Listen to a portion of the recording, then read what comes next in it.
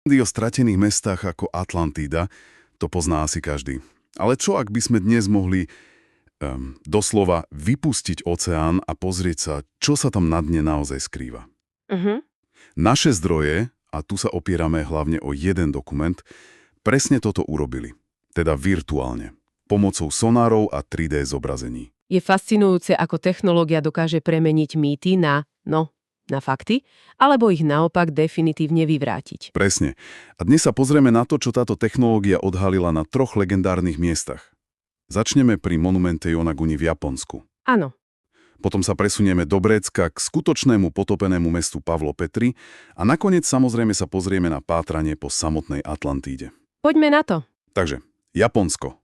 Monument Yonaguni. Potápač tam objavil obrovskú terasovitú štruktúru.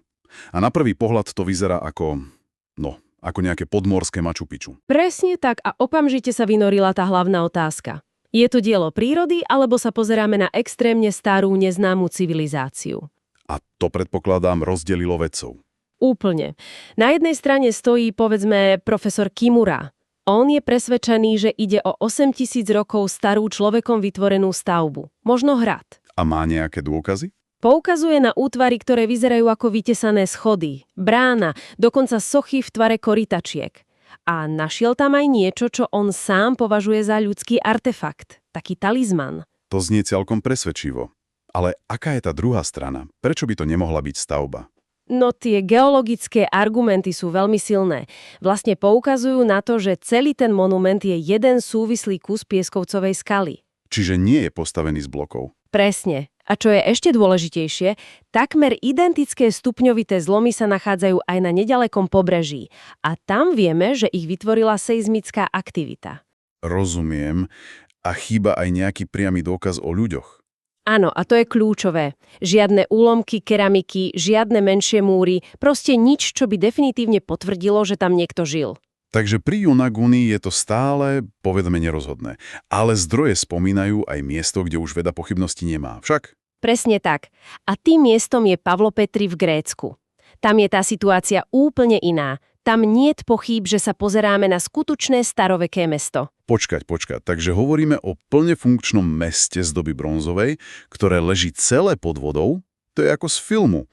Čo všetko tam našli? Našli tam v podstate všetko. Objavil ho Nicholas Fleming už v 60. rokoch, ale až moderná technológia odhalila jeho plný rozsah. Dôkazy sú jednoznačné. Keramika, nástroje, hroby, závažia na tkáčské stavy. A vďaka digitálnemu mapovaniu vidíme kompletnú mestskú sieť. Nie len pár múrov. Nie. Sonár prenikol bahnom a odhalil námestie, ulice, miesta, ktoré by potápač nikdy celé nevidel. Je to najstaršie známe potopené mesto na svete. Bolo obývané neuveriteľných 2400 rokov. A zničila ho nejaká náhla katastrofa, ako sa hovorí o Atlantíde. A práve že nie. To je na tomto zaujímavé. Nebola to jedna udalosť, Pavlo Petri sa potápalo postupne, v priebehu storočí. Ako to? Spôsobila to séria zemetrasení, ktoré viedli k pomalému poklesu pôdy. Takže obyvatelia ho jednoducho postupne opúšťali, ako im doslova mizlo pod nohami. To je neuveriteľné. Skutočné stratené mesto. A to nás samozrejme privádza k tej najväčšej legende. Atlantída. Platón ju umiestnil za Heraklové stĺpy, čiže za Gibraltar.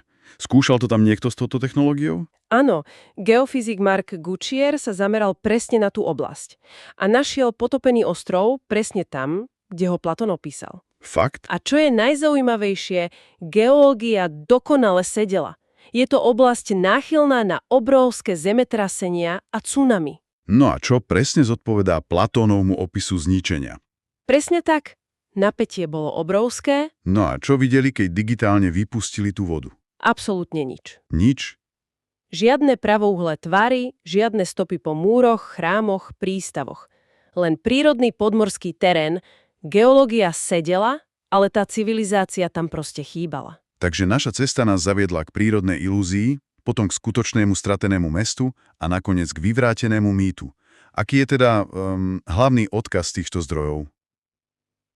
Ten najsilnejší odkaz je asi myšlienka, že tieto legendy, hlavne ten univerzálny mýtus o veľkej potope, nemusia byť len výmyslom. Ako to myslíš? Môžu byť akousi kolektívnou spomienkou ľudstva.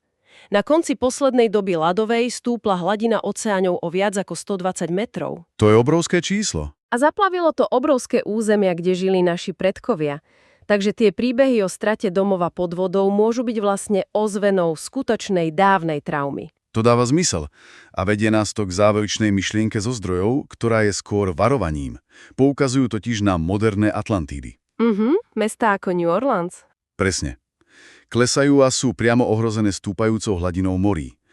To vyvoláva takú znepokojujúcu otázku. Nevytvárame si práve teraz vlastné mýty o budúcich potopených mestách?